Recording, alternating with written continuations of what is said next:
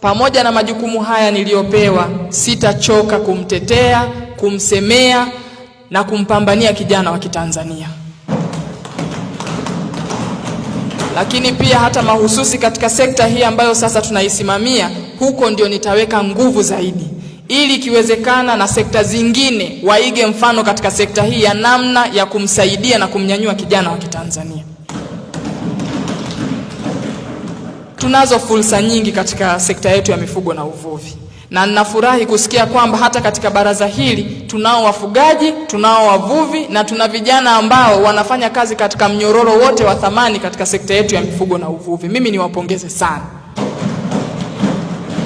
Na naomba niwaahidi kwamba milango yangu iko wazi muda na wakati wowote kwa anayehitaji ushauri, maelekezo, maoni, uwezeshaji wa namna yoyote. Karibuni sana.